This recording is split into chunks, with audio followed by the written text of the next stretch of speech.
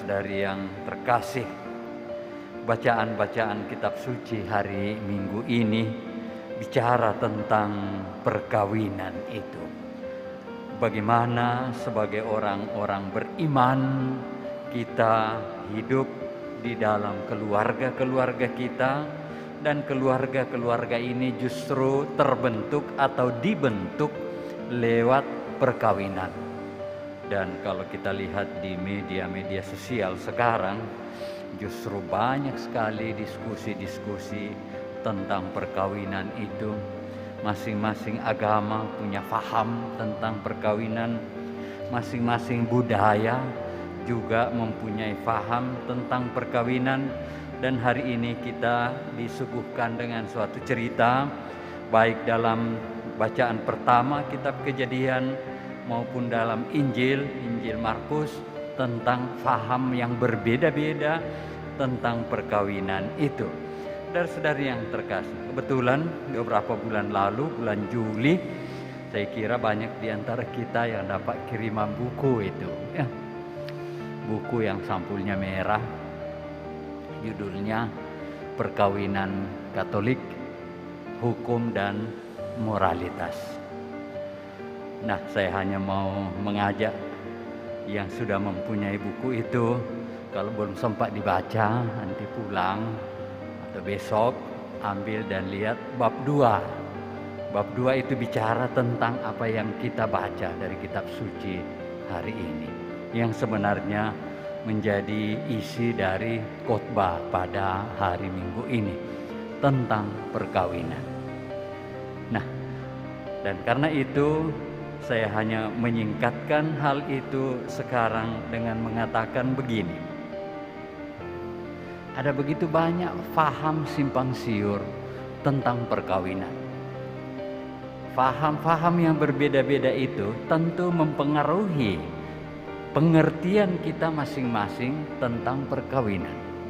Akibatnya, dengan faham dan pengertian yang kita miliki, maka ada juga begitu banyak variasi bagaimana menghayati hidup perkawinan.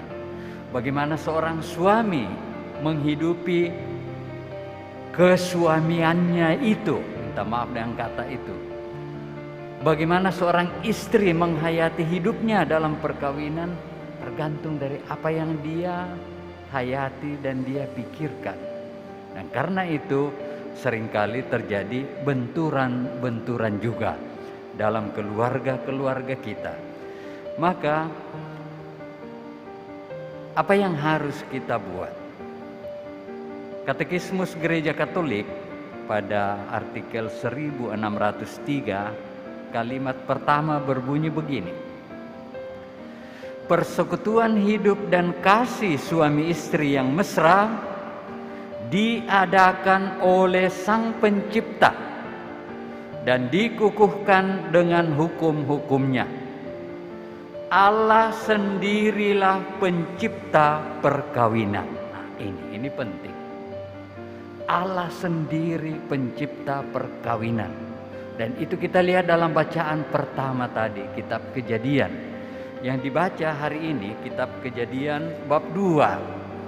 Nah, dalam buku itu yang bab 2 juga, nanti kalau dipelajari, di sana ada 2 cerita tentang penciptaan manusia, dan karena itu 2 cerita juga tentang penciptaan perkawinan. Dalam kitab Kejadian 1 beda itu dengan cerita yang ada dalam kitab Kejadian bab 2. Ada 2 cerita tentang penciptaan manusia, dan karena itu ada juga 2 cerita tentang penciptaan perkawinan.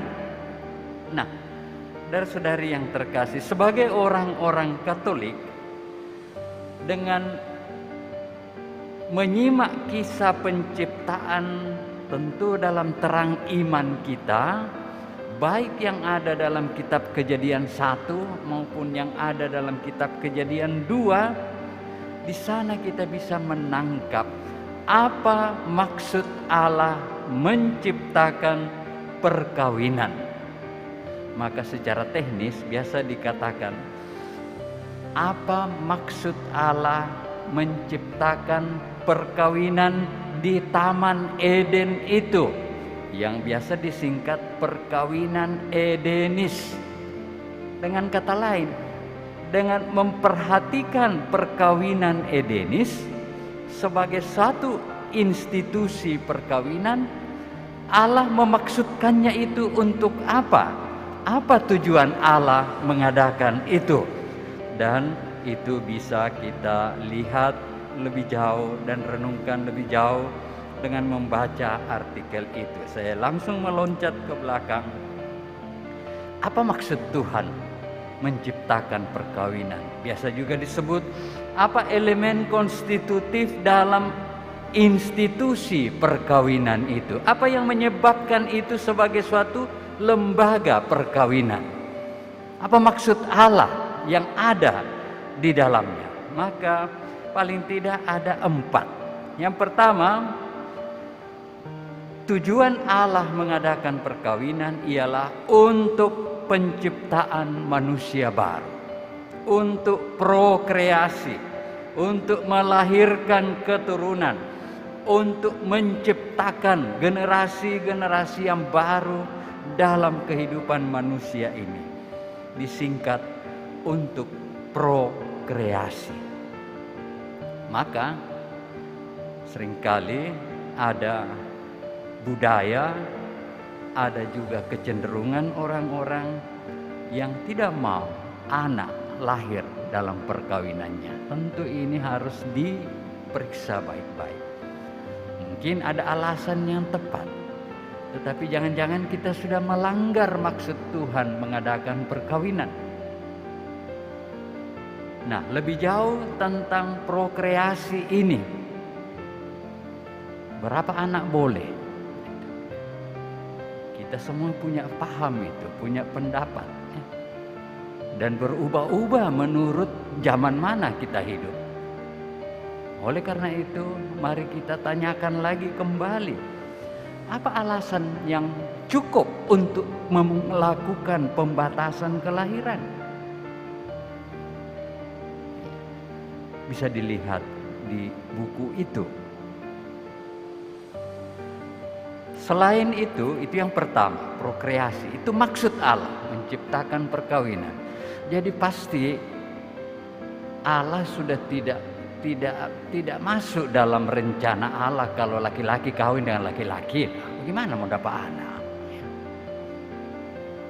Perempuan kawin sama perempuan, ya sudah tidak bisa. Nah, sekarang ada teknologi cloning,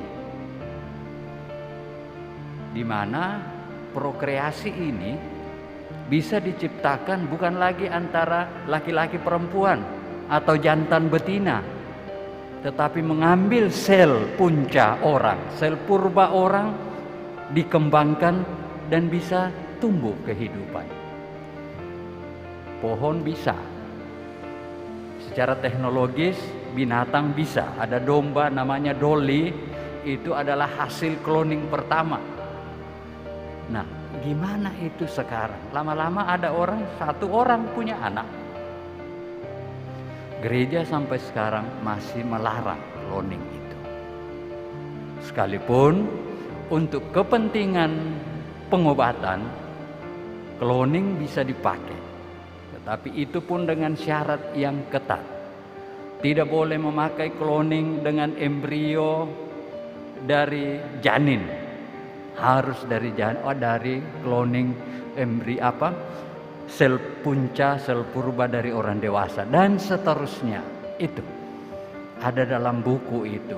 Mohon diperhatikan untuk menghayati dengan baik bagaimana hidup perkawinan kita.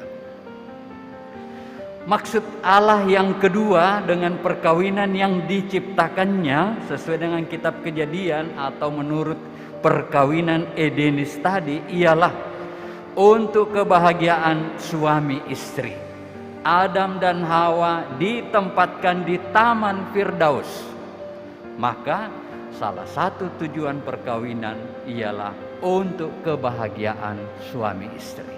Ini tidak boleh dilanggar. Ini maksud Tuhan menciptakan perkawinan.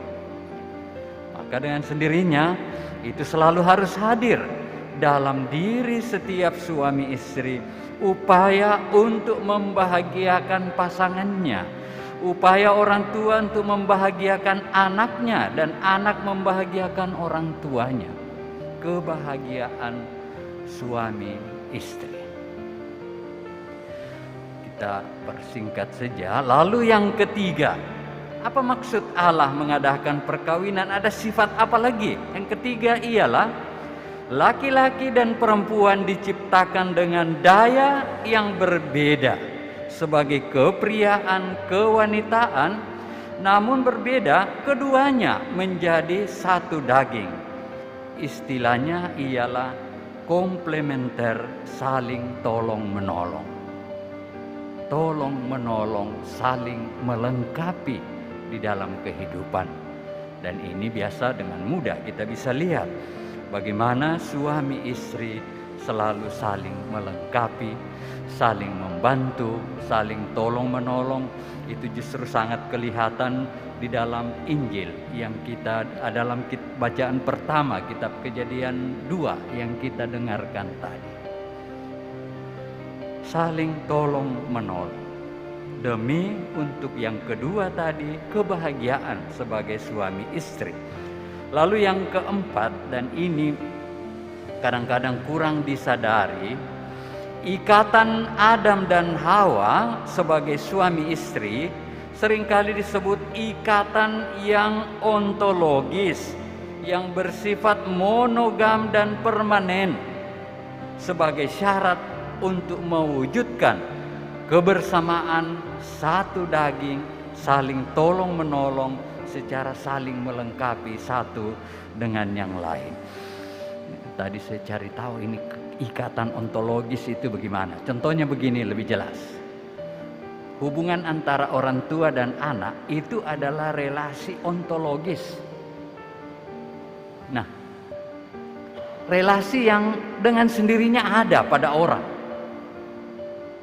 Jadi kalau orang tua melahirkan anak, itu ikatan itu langsung ada. Lalu ada orang tanya, tapi kalau tidak ada akte kelahirannya kan bisa disangkal bahwa itu anaknya. Nah, lalu jawabannya ialah akte kelahiran itu hanya mau menegaskan bahwa ini adalah ikatan ontologis dan ini kekuatan hukumnya dalam hidup bersama dalam masyarakat. Sama dengan perkawinan. Ikatan ontologis, surat nikah itu dan peresmian oleh gereja itu hanya mau menyatakan kepada masyarakat umum bahwa lihat ini suami istri. Maka dalam gereja kita sakramen perkawinan bukan diberikan oleh pastor, tetapi saling diberikan oleh suami dan istri. Dalam buku itu kamu akan lihat juga gereja kita baru mulai urus perkawinan itu sebagai sakramen, sebagai upacara pada tahun 1184. Jadi sejak Yesus sampai tahun 1000 lebih, gereja tidak urus itu perkawinan. Kenapa? Karena dia adalah ikatan ontologis. Ikatannya memang dari Allah sendiri sudah demikian, ya begitu. Tidak usah diurus. Kenapa gereja mulai urus? Karena mulai timbul penyimpangan.